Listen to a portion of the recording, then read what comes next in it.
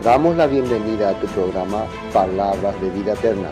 En estos momentos vamos a compartir el libro de los jueces de Israel.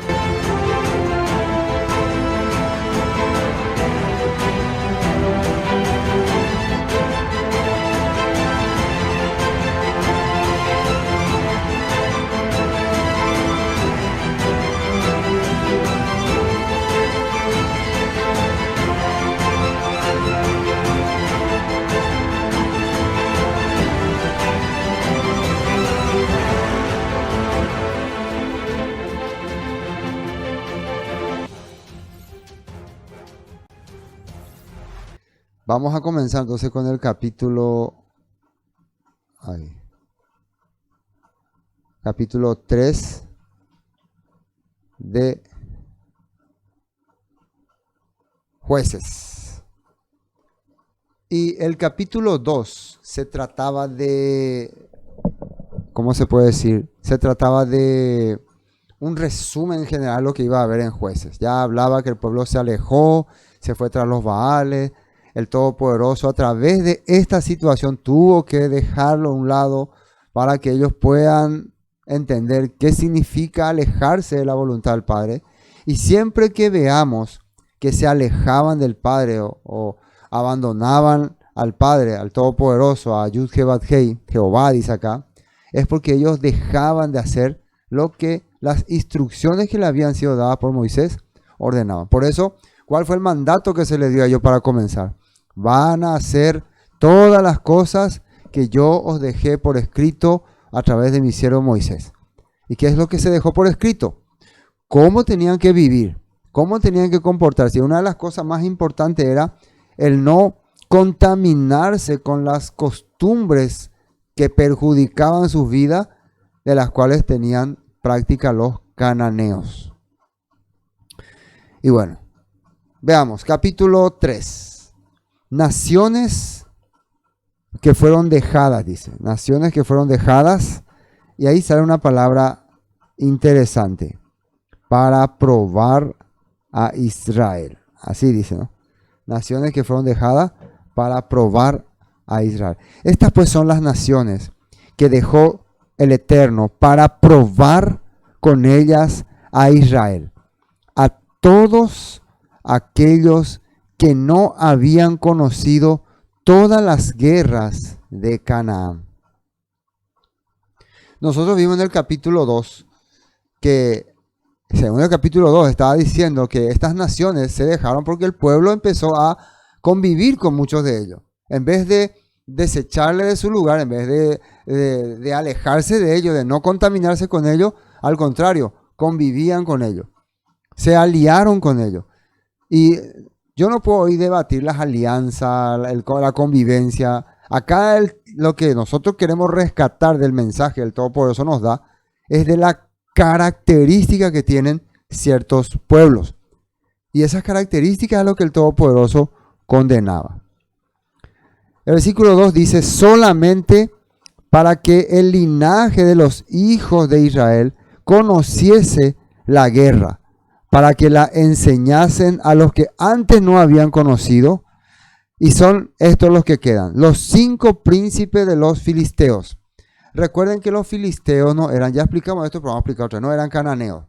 Ellos eran un pueblo que ocuparon, que vivían por allá por las islas de Creta, por ahí. Eran una tribu, una etnia, vamos a decirlo así, más avanzada que los cananeos.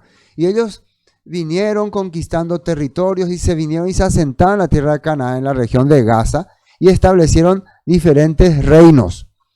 Y se conformó 5 reinados, o que como los llamaban príncipes, 5 principados. Y esos 5 principados se sometían a un rey. Por eso le habla acá a los 5 príncipes de los filisteos. En aquella época, cuando todavía los filisteos se asentaron, todavía eran un poco primitivos. Ya para cuando se narra este texto, que allá por el año 1050, por ahí, ¿no? Los tiempos del rey Saúl aproximadamente, ya los filisteos estaban bastante desarrollados. Inclusive constantemente estaban teniendo guerra con los israelitas. Bueno, son los pueblos que han quedado ahí para Dice para crearles conflicto a los israelitas. Después, todos los cananeos, sidonios y los heveos que habitaban en el monte Líbano. Porque los cananeos, heveos y sidonios que estaban dentro del territorio de Canaán, que estaban en el centro, ellos fueron todos expulsados. Pero los que estaban a los alrededores, hacia el norte, se quedaron ahí. Por eso después estaban los del Líbano.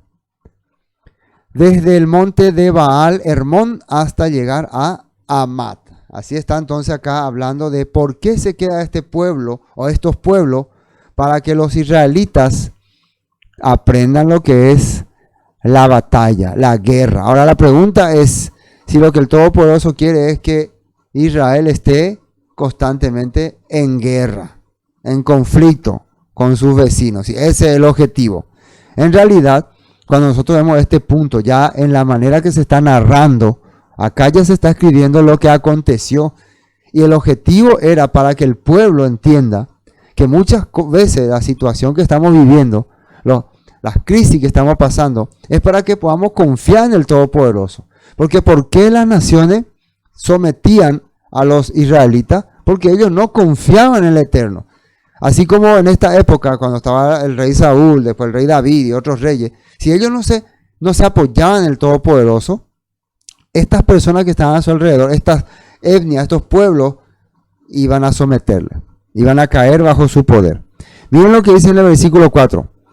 Y fueron para probar con ellos a Israel, para saber si obedecerían a los mandamientos de Adonai que él había dado a sus padres por medio de Moisés.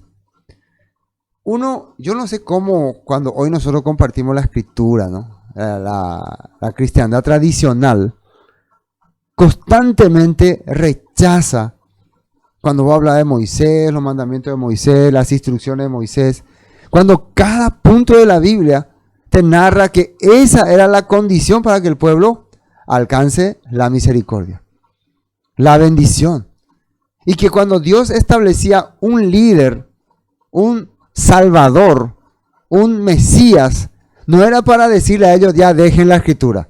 Al contrario, era para hacerle entender que ustedes estaban perdidos por haber dejado las instrucciones del Padre, por haber dejado los mandamientos del Padre. Y que ahora el Padre, a través de este Mesías, de este Salvador, de este líder, quiere que ustedes retornen, regresen, para que puedan tener paz y bendición en sus vidas. Y veamos lo que dice en la nota 4. De entrada en Deuteronomio 8:2, que es la Torá de Barín. Recuerda cómo el Eterno tu Elohim te guió por el desierto durante 40 años, donde te humilló y te puso a prueba para revelar tu carácter y averiguar si en verdad obedecería sus mandatos. Entonces los 40 años que ellos caminaban en el desierto representaban si realmente ustedes me van a ser fieles a mí, si realmente van a seguir los pasos por los cuales yo les estoy guiando. Ese era el objetivo, ese era el propósito, para ver si si había en su corazón. Y realmente, ¿qué pasó? Mientras ellos iban caminando en el desierto, gran parte de los israelitas que no tenían el corazón del Padre, ¿qué hicieron? Como Coré, Datán, Abirán, se rebelaron. Algunos adorando el becerro de oro después de que escucharon los 10 mandamientos en el monte Sinaí. Después de que Moisés les trajo las tablas de la ley, ellos hacen un becerro de oro. Y Coré y su grupo, después de que ya fueron nombrados como levitas que iban a trabajar en el tabernáculo, de que se les dio su tarea como Cohen, como levita, ellos se rebelan contra Moisés, se sublevan y dicen que nosotros también tenemos revelación del Padre. Entonces ahí nosotros vemos que en realidad la situación hacía que ellos no quieran continuar. Nosotros, hermanos, sabemos que estamos pasando ahora una situación difícil. Nos acostumbramos a que todo sea fácil. Nos acostumbramos a simplemente así, ya está en nuestra congregación, todo hecho, venimos y nos sentamos y todo era fácil. Pero el Padre nos sacó de ahí. El Padre quiere que nosotros ahora nos restablezcamos. Ahora somos como israelitas que estamos caminando rumbo a la tierra prometida. Entonces, con más razón, tenemos que tener más fuerza, más fe. Si vamos a pasar dificultades, y que la vamos a pasar, son para ver si vamos a seguir o no el camino del Padre. Y yo espero que todos los hermanos que han aprendido la palabra, nos acompañen, que no se rindan, que no decaigan, al contrario, que más fuerza podamos tener. Porque nosotros prácticamente estamos representando, en el caso de nosotros acá en Paraguay, a nuestra nación, acá en nuestra ciudad, Asunción. Ustedes saben que muy pocas personas estudian las raíces de la fe, las raíces hebreas, la Torá, y estudian de una forma más, ¿cómo se puede decir? Sin menos radicalismo, porque lastimosamente también en las raíces hebreas se ha introducido el radicalismo extremo, que también ya va convirtiéndose en un movimiento sectario, donde oprimen a muchas personas, donde muchas veces le dan exigencias aparentemente establecidas por la Torá, mal interpretada, muchas de las costumbres ya traídas de Babilonia, que ya hemos estudiado bastante ese punto, y por eso es importante saber dónde estamos estudiando y cómo estamos estudiando, y de qué manera estamos aplicando lo que el Padre nos dice. Yo conozco muchos hermanos que se han sentido muy satisfechos al haber aprendido la Escritura de la manera que nosotros compartimos. Nosotros también no es que hemos sido grandes maestros de Torah, sino que la convivencia, el trato, el roce nos ha abierto el entendimiento en muchos puntos. También cuando empezamos había cosas que no entendíamos muy bien, que no conocíamos muy bien. Pero el Padre nos ha ido abierto el corazón y nos hizo entender que, como dice nuestro maestro Yeshua, misericordia quiero y no sacrificio. Servicio, amor, ahava, servicio. Eso el Padre nos quiere dar. Bueno, miren lo que dice acá en Timoteo, el apóstol Pablo escribe, 2 Timoteo capítulo 3, versículo 11.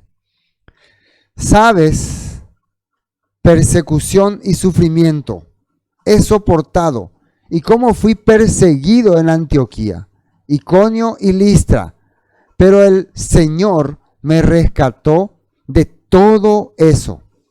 Es cierto, y todo el que quiera vivir una vida de sumisión a Elohim, en el Mesías, Yeshua, sufrirá persecución. Entonces el apóstol Pablo hablaba que yo, por llevar el mensaje, por caminar la voluntad del Padre, pasé mucho sufrimiento, mucha dificultad.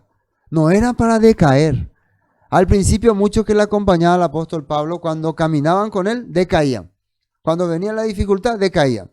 ¿Qué fue lo que hizo que al principio Marcos, por ejemplo, decaiga? Precisamente fue porque había mucha dificultad.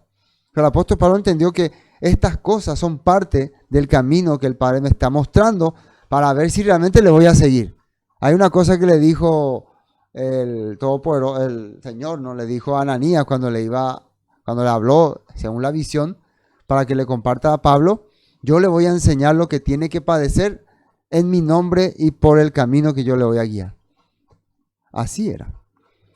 Es cierto que todo el que quiera vivir una vida de sumisión a Elohim, en el Mesías Yeshua, sufrirá persecución. Filipenses 1:28. Fíjense lo que dice acá el apóstol Pablo a los filipenses. No se dejen intimidar por sus enemigos. De ninguna manera. Eso les será por señal a ellos de que serán, y acá es una palabra fuerte, ¿no? Destruidos. Mientras que ustedes serán salvos, aún por Elohim mismo. Entonces, acá directamente Pablo estaba hablando contra ese fanatismo religioso que les estaba persiguiendo y oprimiendo y juzgando por las maneras que ellos estaban llevando el mensaje. No se dejen ustedes intimidar por ello. No dejen de caerse, no dejen que les someta, porque ustedes están caminando de acuerdo a lo que dice la palabra, siguiendo las reglas del Padre. Eso les da a ustedes el entendimiento de que están rumbo a la salvación, que están caminando la senda de la salvación. ¿De qué le sirve a una persona gritar por los cuatro vientos, soy salvo, soy salvo, soy salvo? Pero su camino es, como dice el proverbio, camino de muerte. Su vida, su shen, su nombre, es totalmente contrario a lo que el Padre considera como salvación. Salvo una persona que está en un lugar firme, condenado a una persona que está en un lugar de perdición. Dice, pues a ustedes se les dio no solo el privilegio de confiar en el Mesías, sino también el privilegio de sufrir por él. O sea, en el Mesías dice que es un privilegio confiar en él. Qué privilegio que nosotros podemos confiar en el Mesías. Pero también un privilegio sufrir las dificultades que nos da servir al Mesías. ¿Por qué muchas personas no quieren sufrir nada? Bueno, estamos juntos en esta lucha. Ustedes han visto mi lucha en el pasado y saben que aún no he terminado. Eso está en Filipenses 1, 28, 29 y 30. Acabamos de leer. Entonces, así el Padre está diciendo, bueno, este pueblo, si no tiene dificultades, ¿cómo va a poder conocerme a mí? ¿Cómo me va a poder clamar? Pero vamos a ver por qué entrarían ellos en dificultad. Y eso es muy importante entender también. ¿Cuál es la razón que hace que los israelitas acá caigan en dificultad? Así los hijos de Israel habitaban entre los cananeos, dice, heteos, amorreos, fereceos, heveos y jebuseos. Y tomaron de sus hijas por mujeres y dieron sus hijas a los hijos de ellos y sirvieron a sus dioses. Bueno, existe el sufrimiento y las penalidades por llevar el mensaje, por pelear la batalla de fe. Cuando vos tenés esa perspectiva, el Todopoderoso te acompaña, está detrás de vos, te está guiando. Pero en este caso, acá lo que estamos viendo, ¿cuál es la razón por la cual los israelitas van a empezar a caer en perdición? Porque dice que se empezaron a involucrar en el sistema. ¿Sí? Dieron sus hijas tomaron sus hijas por mujeres y dieron a sus hijas a los hijos de ellos y sirvieron a sus dioses. Versículo 7. Hicieron pues los hijos de Israel, y acá hace una palabra clave, lo malo ante los ojos del Eterno. Y olvidaron al Eterno, su Elohim, y sirvieron a los Baales, imágenes de acera.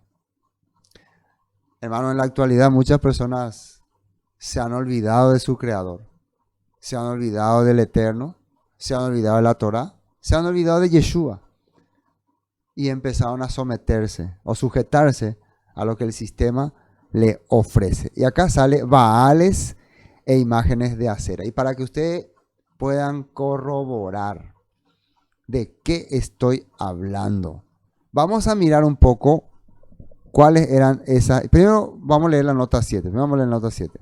Nueva traducción viviente dice: los israelitas hicieron lo malo ante los... Se olvidaron del Eterno, su Elohim, y sirvieron a las imágenes de Baal y a los postes dedicados a la diosa Aserá. Rechazaron las instrucciones del Padre. ¿Qué representa Aserá según la Biblia? Vamos a leer este comentario.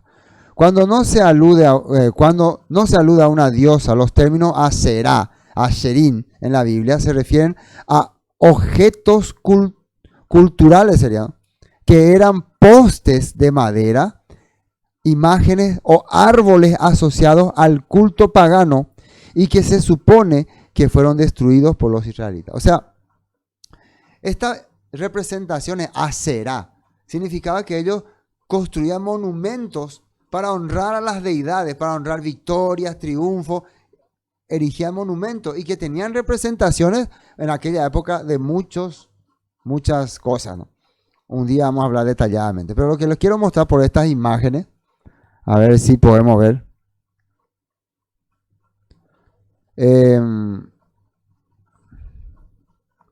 Hay una imagen ahí, otra,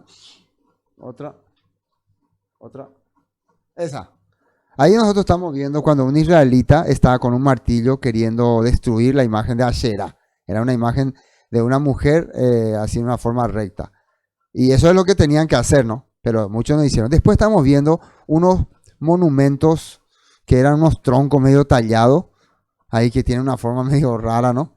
que eran usados en aquella época para rendirles culto. Y acá al lado estamos viendo también más a la derecha, a mi derecha, ¿no? La imagen de la diosa Asera, que tenía forma de mujer.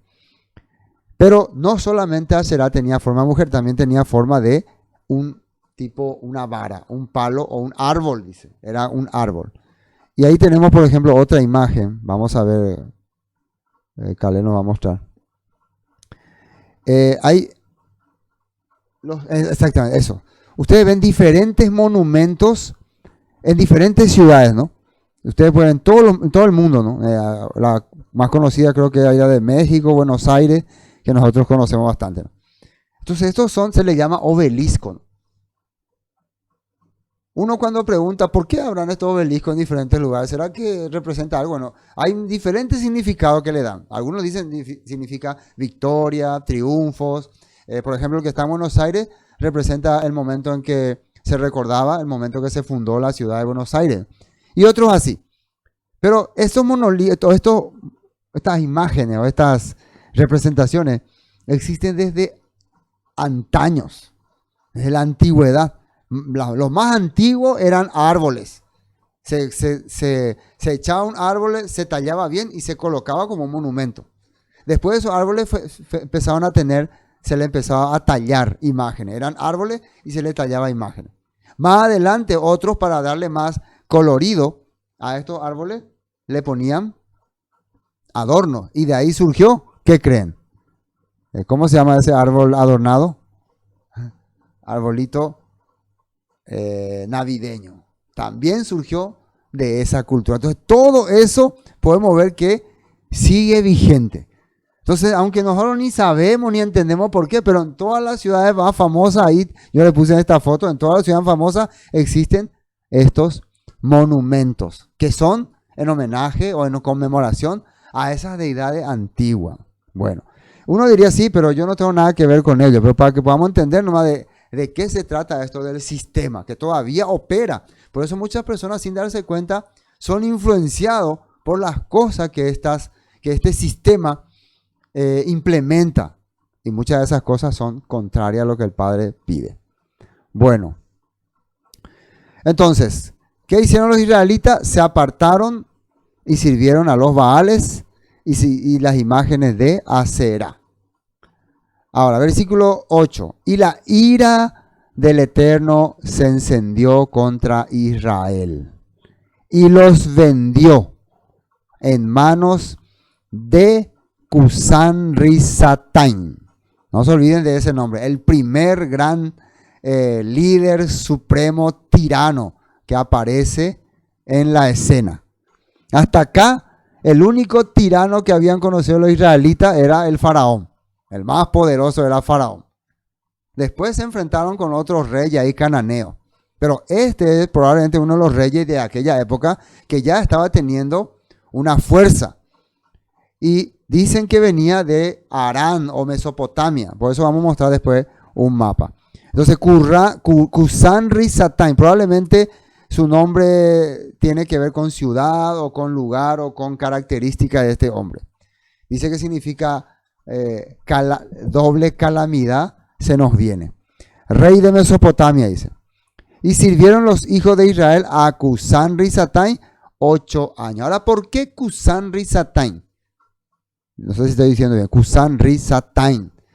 Un rey tan importante de Mesopotamia, ¿qué interés tendría en venir a invadir el territorio de Canaán? Y hay que entender que los mesopotamios, bueno, ahora sí, vamos a ver el mapa. Uno de los mapas. Ahí está. Aquí. Acá está mi mano, ¿no? Bueno, a ver, allá está Mesopotamia, ustedes ven ahí arriba, ¿no? Mesopotamia. Ahí sí, Mesopotamia. Por ahí estaba Babilonia, ahí estaba, ¿cómo se dice? Siria. Después voy a leer un comentario. Y más abajo, ahí está Canaán. Ahí está Canaán. Ahí estaban los israelitas. Si ustedes se dan cuenta, después que está, ahí se me va a llamar, está Egipto. Ahí va Egipto. El interés de Mesopotamia era ir a Egipto. Su interés de ellos era conquistar Egipto. Pero para llegar a Egipto, ¿dónde tenían que llegar? A Canaán. ¿Y con quién se encuentran en Canaán? Con los israelitas. Es importante para poder entender por qué lo primero que hacen estos reyes es siempre tomar el territorio de Canaán, porque su objetivo es Egipto. Bueno, entonces ahí se encuentran con los cananeos. O en este caso ya con los israelitas. Vamos a la nota 8. La región mesopotámica se dividía antiguamente en las naciones de Asiria al norte y Babilonia o Caldea al sur. Esta última además comprendía los pueblos de Acadia, parte alta, y Sumeria, parte baja. Tenemos entonces las culturas Sumeria, Acadia, Babilónica y Asiria. Ese era entonces Mesopotamia. ¿Hay otro mapa de Mesopotamia? Calé, ¿tenés otro mapa? ¿O solamente ese? Ese nomás. Ahí en nuestra portada sí pusimos un mapa. Ese no te envié yo. No, ¿verdad? Bueno. Sí, bueno, obviamente ustedes pueden ubicar todas las regiones babilónica, Asiria, Sumeria, por ejemplo, Abraham, toda esa región allá, toda esa que está allá, ahí está nuestra portada. Ustedes pueden ver nuestra portada, ahí está arriba, dice Mesopotamia, Mesopotamia y arriba está. Bueno, entonces ahora, ¿de dónde venía este rey? Probablemente era de la región siria, al norte de Israel, porque Mesopotamia generalmente abarcaba hasta el territorio sirio. Y ahí probablemente tenía su gobierno o su poder este rey Kusan-Risathaim. Bueno, posiblemente Cusita etíope de doble iniquidad es su nombre, ¿no? Rey de Mesopotamia, Omniel liberó a los israelitas de su dominación después de 8 años de servidumbre. También se llama rey de Siria, ¿ven? Así también se le llamaba, rey de Siria. Algunos opinan que la segunda parte de este nombre compuesto, Risathaim, designaba un lugar o una región, mientras que otros lo traducen doble iniquidad. Y eso cuentan que esa doble iniquidad representaba porque es un juicio que está trayendo el Todopoderoso. Entonces, aparte de traer un problema, ellos entendían que tenemos otro problema. Tenemos un problema que es Kusan-Risathaim y tenemos otro problema que nos hemos apartado de Dios. Entonces, doble iniquidad para los israelitas. Kusan se usa en Habacuc 3.7, dice, paralelamente a Madián. No obstante, el registro dice que el rey Kusan-Risathaim era de Mesopotamia. En hebreo, Aram, Na-Aram-Jim. Ese era en hebreo el nombre de Mesopotamia. Compárese con Génesis 24.10, donde se usa el mismo término con referencia a la ubicación de la ciudad de Siria de Nacor. Una lista del faraón Ramsés III menciona un distrito del norte de Siria llamado Kusanuruma, y algunos eruditos piensan que posiblemente fue la sede del gobierno de este rey, Kusan-Risathaim. Fue el primer gran opresor de Israel durante el periodo de los jueces. Entonces ya conocemos entonces el primer gran invasor, después de que ya ellos están en su territorio, se llamó Kusan-Risathaim, no se olviden. Después van a haber muchos invasores, pero este es el primer invasor. Bueno, y después, versículo 9. Entonces, ¿qué hicieron los israelitas cuando apareció Kusan-Risathaim? Lloraron, clamaron. ¿Quiénes son los que claman? Hay siempre un grupo entre el pueblo que siempre está clamando al Todopoderoso. No vayan a pensar siempre cuando decía que los israelitas se apartaron, todos se apartaron. Siempre había un remanente que buscaba al Todopoderoso, que buscaba al Creador, que quería la gracia del Todopoderoso. Siempre hay un remanente fiel, dice. Yo siempre le digo a los hermanos, espero que nosotros seamos ese pequeño remanente, ¿no? Ese remanente fiel. Espero que seamos mucho ese pequeño remanente. No todos nos apartemos de la voluntad del Padre. Entonces, gracias a eso que claman, gracias a eso que piden misericordia, el Todopoderoso responde. El Todopoderoso rescata a su pueblo.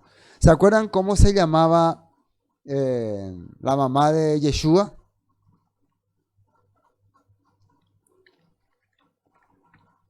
Miriam. ¿Qué significaba Miriam? En aquella época el nombre Miriam es como decir estamos en amargura.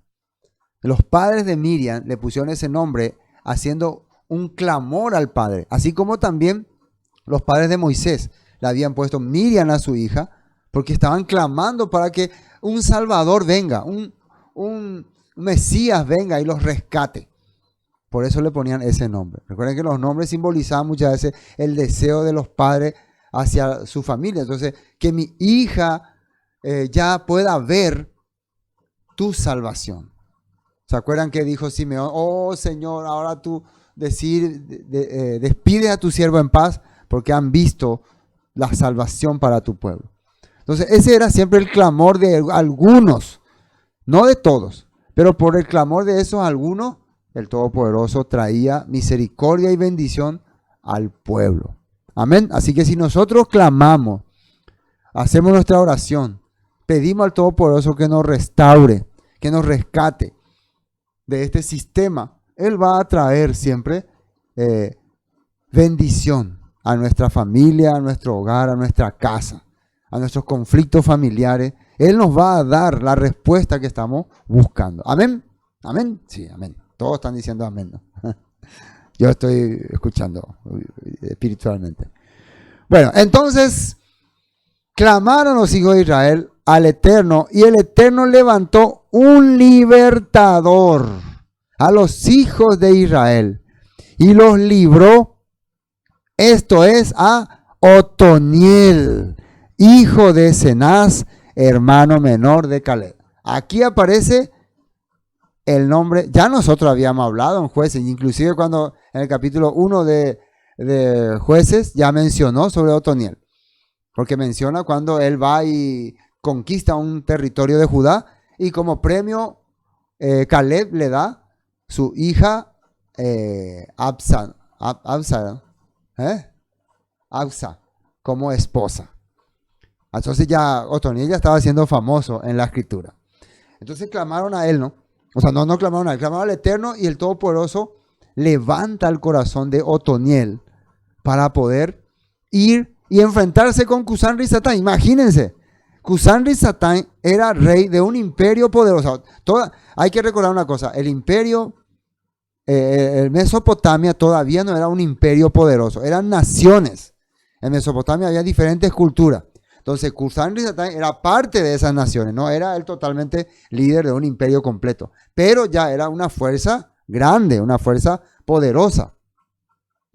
Entonces, Otoniel tiene ese deseo y ese corazón. ¿De dónde habrá aprendido? Si era sobrino de Caleb, él peleaba con Caleb, él vio entonces las batallas de Josué, él estuvo con Josué, no sabemos de qué época, pero él estuvo en las batallas de Josué, en las batallas más importantes del pueblo de Israel, y eso a él le levantó el corazón. Por eso cuando dice que los israelitas que no conocieron al Eterno tienen que conocerlo, entonces por eso había estos conflictos. Tal vez Otoniel acá ya era mayor, ya era más mayor que todo, y él les podía hablar otra vez. Nosotros un día fuimos liberados por nuestro Creador de varios reyes. Peleamos con 5 reyes que se aliaron contra nosotros, contra el rey de Jerusalén. Peleamos con diferentes naciones cananeas. Nos enfrentamos a Jericó. Nosotros, a través de la obra que el Todopoderoso nos dio, vimos grandes triunfos. Entonces, de esa manera, él levantó otra vez el ánimo del pueblo y le hizo entender que el Todopoderoso está con ellos. Entonces, se podía decir que Otoniel era como un excombatiente de la conquista de Israel. Entonces, una esperanza todavía para el pueblo. Por eso es muy importante siempre las personas que han experimentado la vivencia en el Eterno. Las que han pasado esas situaciones difíciles pueden servir su vida de testimonio. Eso es muy importante, que nosotros hayamos pasado todas estas dificultades que ahora estamos experimentando. El Padre nos permite para que después nosotros, a las generaciones que van a venir, podamos decirle cómo hemos superado, cómo hemos pasado. Cuando a ellos les toque también pasar situaciones difíciles, no se decaigan, no se rindan. Amén. Sí, eso es. Entonces aparece acá un hombre que ya estaba trabajando en el camino del Todopoderoso, llamado Otoniel, hijo de Cenaz, hermano menor de Caleb, sobrino de Caleb, nada más y nada menos, de la tribu de Judá, por cierto. Veamos la nota 9. Otoniel o Otoniel, león de Adonai, eso significa león de Adonai. ¿Qué les parece? Otoniel, león de Adonai. A Judá se le dice león de Judá, ¿no? Y justamente el primer juez de Israel, ¿de qué tribu era? De Judá. ¿Qué les parece? El primer juez que va a libertar a Israel de los mesopotamios va a ser un descendiente de Judá. Es una sombra. Para mí, Otoniel es una sombra de ese león de Judá que iba a venir en los posteros tiempos, llamado Yeshua. En hebreo es Otniel. En hebreo se dice Otniel, para que podamos saber. De la tribu de Judá. Fue el primer juez de Israel, hijo de Kenaz, quien era el hermano menor de Caleb. Eso ya sabemos entonces, hermano menor de Caleb. Por cierto, nuestro Caleb no tiene hermano menor, ¿no? Este Caleb acá sí tenía un hermano menor llamado Kenaz. Yo tengo un hijo que se llama Caleb, ¿sabían, no? José y Caleb, tengo los dos libertadores de la tierra de Canaán, están acá, sus nombres, ¿no? No sé si ellos también son libertadores, vamos a ver cuando crezcan ahora. Bueno, Josué 15:16, fíjense lo que dice la escritura, ya hablando de Otoniel, ¿no?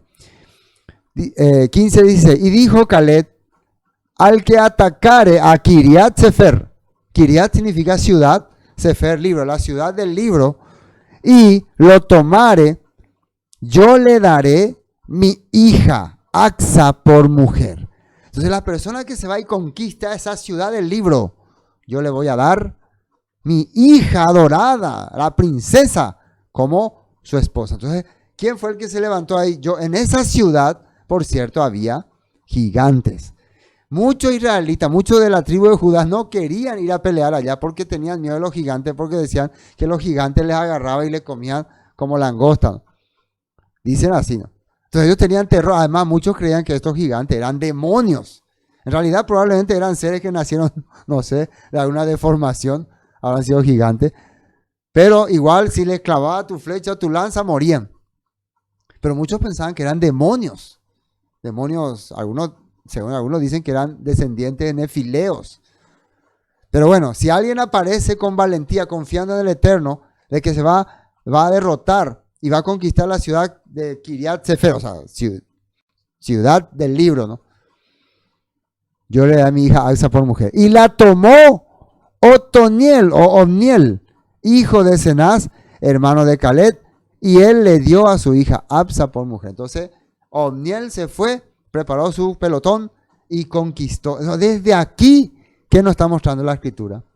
No cualquiera el Todopoderoso pone como líder, como encabezador de algo, sino que alguien que de la nada se atreve a avanzar, se atreve a dar un primer paso. Eso, ¿quién quiere? Y el otro se quedan ahí atrás y nomás ya. No, el que va a ser líder es el que da el primer paso, no es el que le envía a otro nomás. El que vayan ustedes y yo acá voy a mirar qué tal les va. Sino el que está ahí enfrente. Es que pone la cara. Ese es el que Dios va a poner como líder. Entonces desde acá, ¿se acuerdan cuando también Dios le puso como líder a Josué? Cuando veía que Josué encabezaba la batalla contra los amalecitas. Entonces el Todopoderoso vio eso.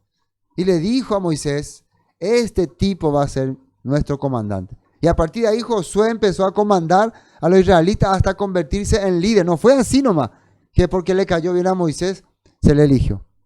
Porque tenía ese deseo de avanzar, de ir, de no detenerse ante nada. Eso tenía este león de Elohim, Otniel. Él tenía ese carácter de avanzar. Y por eso el Todopoderoso, después de un poco de tiempo, le pone como juez de Israel. Y acá tiene su esposa, Absa, que fue su compañera fiel hasta sus últimos días. Bueno, creo que estamos captando, ¿no? Nosotros, hermanos, vamos a tratar, así como cuando hicimos el estudio de los reyes y hablamos detalladamente de cada rey, ahora que vamos a estudiar sobre los jueces, vamos a hablar, por lo menos, vamos a intentar conocer detalladamente a cada juez. Seguro, estoy casi seguro que si yo le pregunto a alguien, ¿cuáles son los jueces que ustedes conocen en la Biblia? Le va a salir, a ver, a mí lo que me va a salir, Sansón, después Gedeón, después Jefté y después, ¿cuál otro? A ver, eso nomás. Y hubieron como 14, está, ¿cómo se llama? Barú y Débora también, ¿no? Y después hay otros que tienen nombres raros. Lo que pasa es que otros tienen nombres un poco raros, ¿no? Pero vamos a ir conociendo a los 14 o 13 jueces de la Escritura. Inclusive una mujer llegó a ser jueza, jueza de Israel. Aunque el puesto era para un hombre, pero ese hombre no tenía ese corazón de avanzar, pero una mujer tuvo ese deseo. Bueno, estoy avanzando ya mucho. Bueno, ¿dónde nos quedamos? Otniel, ¿no? Ya leímos todo sobre Otniel, ¿no? Sí, sí. Versículo 10. Y el Espíritu del Eterno, fíjense bien ahí, vino sobre él y juzgó a Israel y salió a batalla. Ahora, acá que era juzgar. Habíamos hablado la pasada de qué tipo de juez. No es un juez que simplemente te va y le decís. Es alguien que establece orden, que nuevamente le pone al pueblo encaminándolos al camino que el Todopoderoso dejó. Ese era un juez. Cuando él les llamaba al pueblo, miren, israelitas, ¿por qué estamos pasando esta situación? ¿Por qué el rey Cusán Risatay nos está invadiendo? Su nombre significa doble calamidad. La primera calamidad es que nos apartamos del Todopoderoso. Empezamos a adorar a los Baales. Empezamos a poner imágenes de acera. ¿Cómo va nuestro pueblo? ¿Cómo va a tener fuerza así? Como yo le hablaba a algunos hermanos. Ustedes abandonan el Shabbat, abandonan la comunión, abandonan hasta el momento de compartir la palabra. Y después si vienen los conflictos, ¿cómo van a tener esa fuerza? Ese poder para enfrentarse al sistema. Difícil. Por eso el Todopoderoso nos dejó las instrucciones. ¿Qué es el Shabbat? El Shabbat es el momento en que la familia se puede reunir. Podemos orar por nuestro hijo, por nuestra esposa, por nuestra familia. Podemos clamar al Padre por nuestra situación. Podemos ver cómo está la situación de nuestra congregación, de nuestros hermanos. Eso podemos hacer en Shabbat cuando nos reunimos. Pero si nos desconectamos todo, constantemente estamos metidos en el sistema, Cusán Risatay, que representa el sistema, se apodera de nuestra vida y nos esclaviza. Y somos su esclavo. Y nos oprime. Y nos llena de problemas, dificultad, deuda, situación con la familia, con los hijos, con los vecinos, con cualquiera. Así terminamos. Entonces, juzgar significa poner en orden. Hacer nuevamente, establecer lo que el Padre quiere. Entonces, Otoniel puso orden otra vez en el corazón de los israelitas. Una vez que puso ese orden, los israelitas podían ser uno otra vez. Podían juntarse otra vez y formar un ejército encabezado por Otoniel y ir a darle batalla a este Cusán Risatay.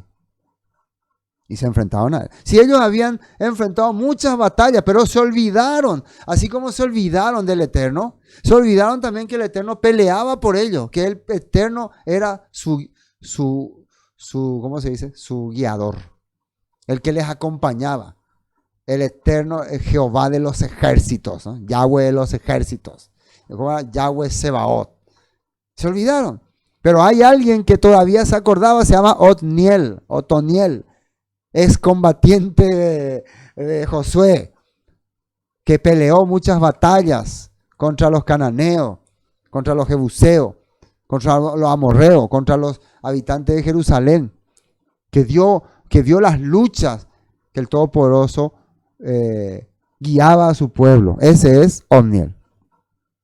El Espíritu del Eterno vino sobre él y juzgó a Israel y salió a batalla, y el Eterno entregó en su mano a Cusán Risatay, rey de Siria, y prevaleció su mano contra Cusán Risatay. Cuentan algunos que él pudo someter al ejército de Mesopotamia y obligarlos a retroceder. Cusán Risatay, no sabemos si acá no sale que sometió, solamente dice, probablemente Cusán Risatay tuvo que abandonar la invasión que estaba haciendo. Muchas veces nosotros no sabemos en detalle qué ocurrió. Recuerden que esto era simple escritura para, ¿cómo se puede decir? Para, bueno, en aquella época para mostrar cómo si vos estás con el Eterno, Él, no importa los enemigos que vos tengas, Él los va a derrotar. Entonces, probablemente Cusán Risatay retrocedió y regresó otra vez a su país y bueno, vamos a terminar nomás esta invasión después de 8 años de haber sometido al pueblo. Y reposó la tierra 40 años.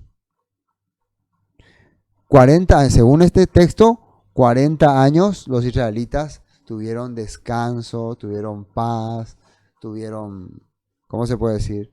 Armonía. ¿Y saben por qué? Porque todo ese tiempo, ¿quién les guiaba? Otoniel. Otoniel. Hermano, Otoniel es su salvador. Otoniel es su Mesías. Otoniel es su ungido, su elegido. Pero ¿qué pasó cuando murió? El pueblo se olvidó. Nuevamente, eso dice abajo. Nuevamente el pueblo empezó a hacer lo malo. ¿Por qué? Generalmente cuando muere un líder, muchos quieren tomar ese puesto. Puede ser sus hijos, sus comandantes que estaban más cerca de él. Pero en realidad Dios nos está mostrando que el sucesor de un juez no es su primer comandante o sus hijos o su descendiente, sino el que tenga otra vez el corazón del Padre. El que realmente vea que el pueblo necesita al Todopoderoso para que le guíe. Ese es el que va a hacer. Entonces ahora no había quien pueda nuevamente juzgar a Israel. En el libro de Jueces vamos a ver constantemente este problema. Cuando el pueblo tiene un líder, un juez que es guiado por el Eterno, que les guía a hacer la voluntad del Padre, el Todopoderoso les levanta y les da la fuerza. Y cuando el pueblo deja, o sea, cuando ese juez muere, el pueblo se olvida de todas estas cosas. Esto ocurría porque muchas veces, lastimosamente, el hombre se sujetaba a hombre y no a lo que enseñaba ese maestro. Nosotros, ¿cómo podemos saber que nuestro Mesías sigue guiándonos? Yeshua no está acá sentado con nosotros. Tal vez su rúa, su espíritu se manifiesta, ¿no? Pero Él no está acá con nosotros, pero su enseñanza está con nosotros. A través de su enseñanza nosotros podemos seguir sus pasos. Pero cada vez que nosotros nos apartamos y hacemos lo malo, como dice acá, quiere decir que nuestro líder realmente para nosotros, nuestro corazón ha muerto. Nuestro Mesías ha muerto y por eso yo nuevamente vuelvo a hacer lo malo. Si las enseñanzas de mi maestro prevalecen en mi corazón, permanecen, yo voy a seguir firme. Entonces, y reposó la tierra 40 años y murió Otoniel, hijo de Cenaz. Y versículo 12, volvieron los hijos de Israel a hacer lo malo ante los ojos del Eterno, y el Eterno levantó otro malo. Este malo no era un pueblo tan grande como Cusán Risatay. Fíjense que Otoniel se enfrentó a un verdadero invasor. Ahora ya no es más un rey de Moab. Moab no era una nación tan fuerte en ese tiempo, pero le va a crear muchísimo problema a los israelitas. ¿Por qué? Probablemente con la muerte de Otoniel ya murieron todos los que habían peleado la lucha durante esos tiempos de conquista de Canaán, los que habían conocido a Josué y a los israelitas que estaban en el desierto. Probablemente con él ya se acabó esa generación. Y ahora viene una generación, como dice en Jueces capítulo 1, en Jueces capítulo 1 no estaba, o 2, no me recuerdo bien, que no conocía a Israel, ¿no? Así decía, ¿no? Acá voy a mostrarle. Sí, Jueces 2:11. Después los hijos de Israel hicieron lo malo ante los ojos del Eterno y sirvieron a los Baales.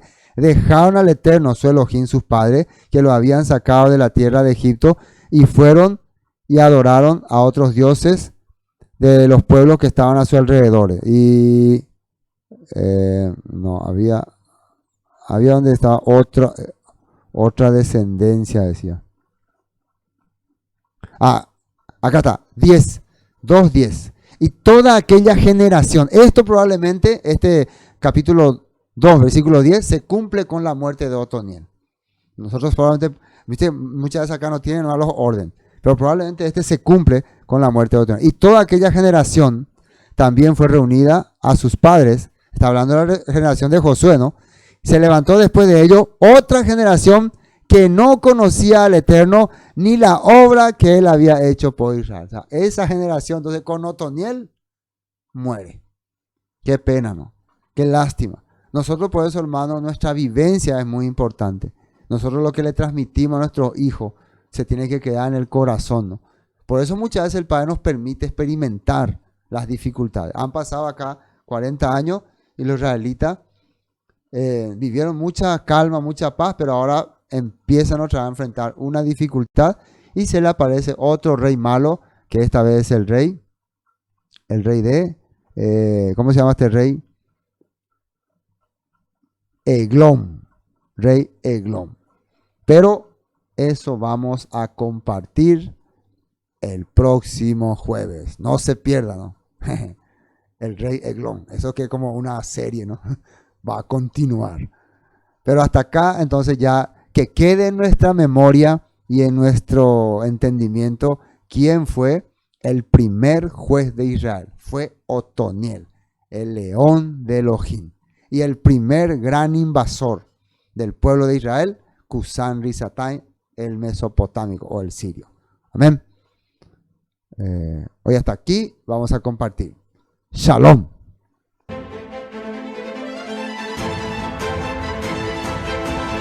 Esto fue Palabras de Vida Eterna, con el estudio del libro de Jueces de Israel.